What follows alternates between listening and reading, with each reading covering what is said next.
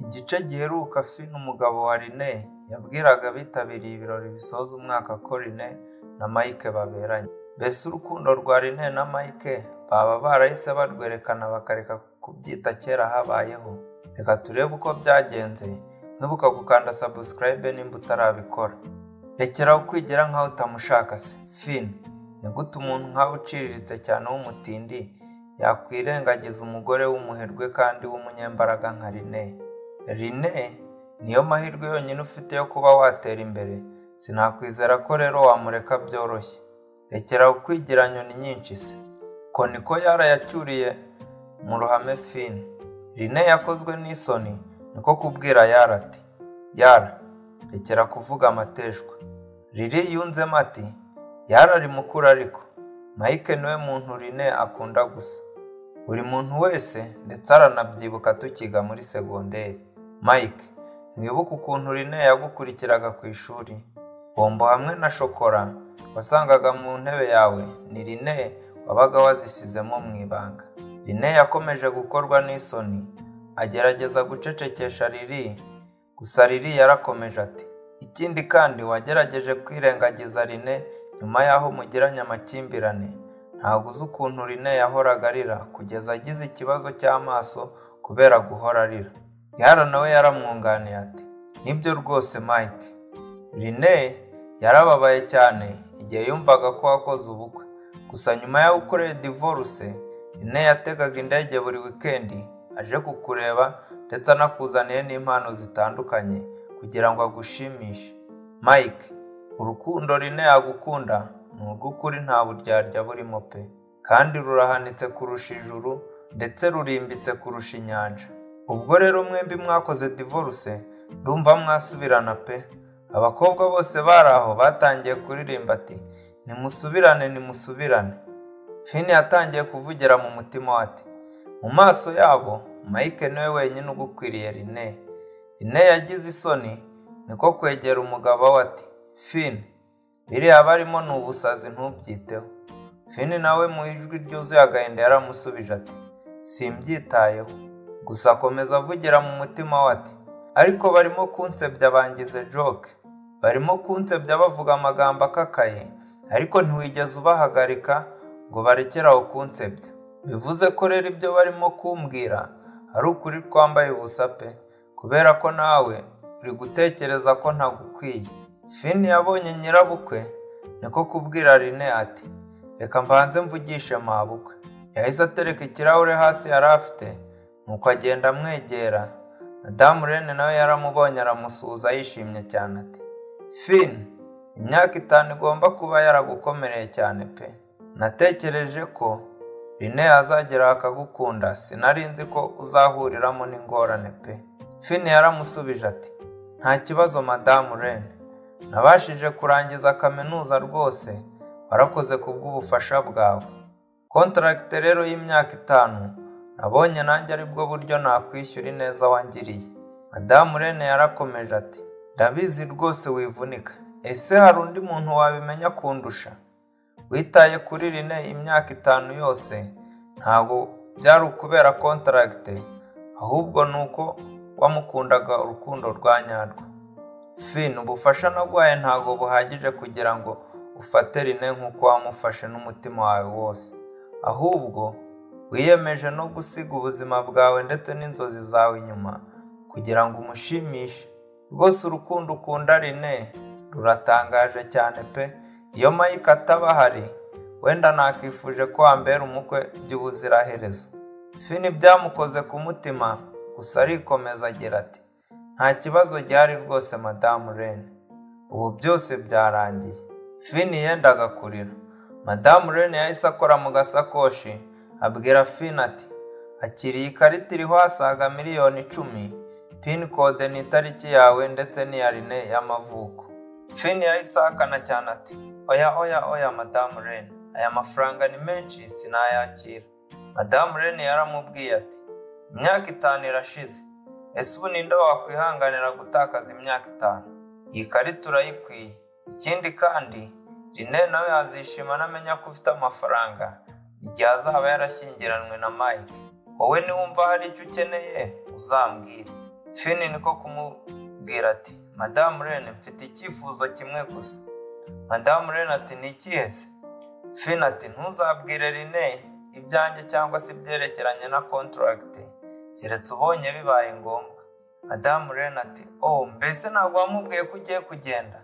Finn ati wapi sindamubwira. Madamu Rene ati Finn ese ukeneye kuganira by'umwihariko na Rene? Madamu Rene agombe kuba yaratekereje ko Finn akunda Rene akaba akeneye ko bakomezanya umubano. Gusa Finn yasubije atishimye ndetse azamurijwe ati ubu se nagusubiza ikira? Ubwo se kuvugana hari icyiza cyabivamora?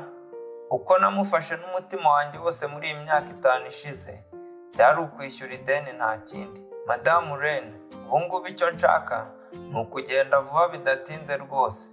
Rene yumvishe kugenda arikanga, ikirore yarafashe kiramucika kikubita hasi kirameneka.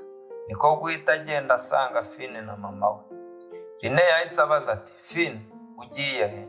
Madamu Rene yahise amusubiza ati ntacyo da, urabona hano hari urusaku rwinshi, nashakaga gutaha nkaba ngiye kuruhuka.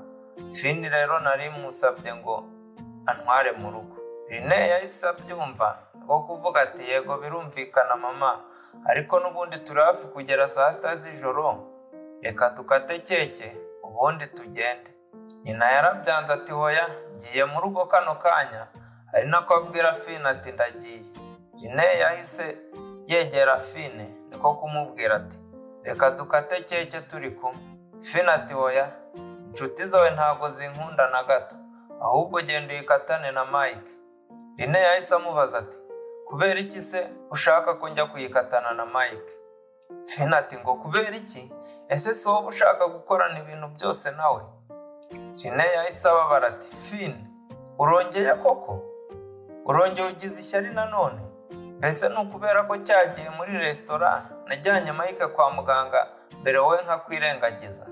Ndakurahirira n'umutima wanjye wose ko hagize icyongera kubabaho mwembi ari wowe najyana bwa mbere. Yaramusezeranyije.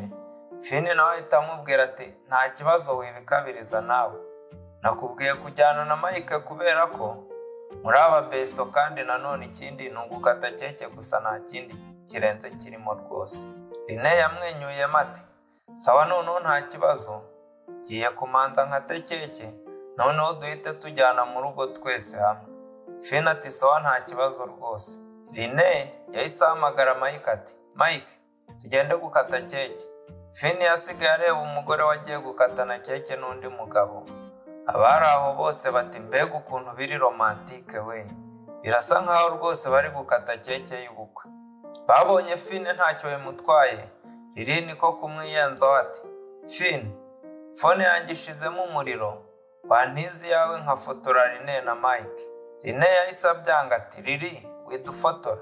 Mike nawe yungama ati nibyo rwose widufotora, kuko n'ubundi Finn katanuwe mugabo wa Rene imbere y'amategeko, rero bishobora kumubabaza abonye twifotoranya. Finn yarabasubije ati nta mpamvu yo kurakara rwose, ari nako ahita akura phone mu mufuka kugira ngo abifotore. Yahise abishyira ku rundi rwego ati Mike soma Rene. Ubwo abari aho bose bahise batangira kuririmba bati kiss her, kiss her. Yahise azamuka kuri stage atera akabaraga Mike aramusoma. Rene ubwo yahise asomana n'undi mugabo mu maso y'umugabo we.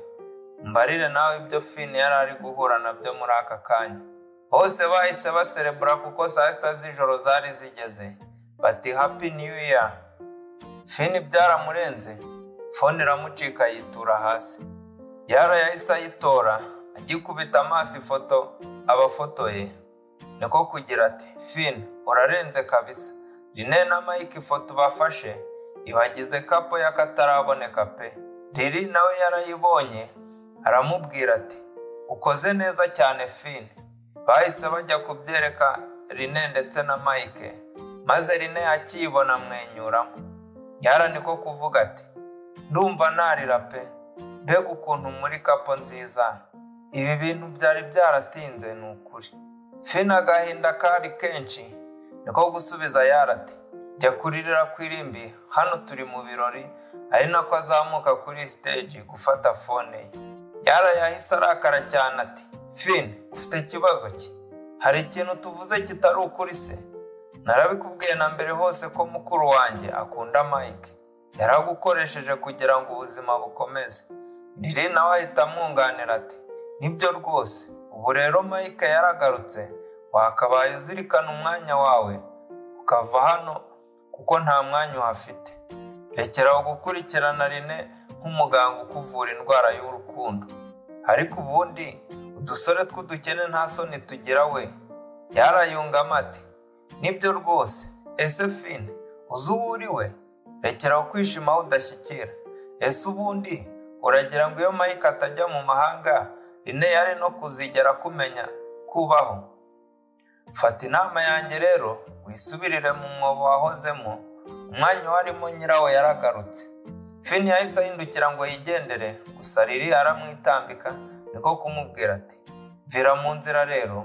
Aho kumureka, ahubwo Lily yaramubwiye ati, ese ubundi wifashe ute? Ntaho rero ugira, nta nubwo ushobora kumva ukuri koko. Dore wangije ubuzima bwa Rene imyaka 5 yose. Ubundi urashaka iki? Ntaho unyumvira inshuti z'umugore ibyo ziri gukorera umugabo we imbere y'umugore we, ntagire n'ikintu na kimwe avuga ngo azibuze. Yara nawe yunganiye Lily ati, nibyo rwose. Finn, imyaka 5 ubaho ubuzima buhenze kandi bwiza, byose wakabishimiye Mike. Ubwo se uri kurakazwa n'iki? Finn ataragira icyo avuga, Yara yahise amusunika agwa mu birahure byari biteguye ku meza hafi aho. Rene yikangamo naho yarasekamo. Finn se yabapfuye ra? Sinzi nimba birahure bitamukomerekeje bikomeye. Ese nimba adapfuye, Rene arabasha kurinda isezerano ryamujyane kwa muganga? Reka tuzarebe uko bizagenda mu kindi gice. Wowe icyo usabwa ni ugukanda subscribe kugira ngo ikindi gice nikijyaho uzakibone mu ba mbere. Nimba wagakunze kanda like. Igitekerezo cyawe gisige muri comment. Aya ni amabanga y'urukundo. Imana ibarinde.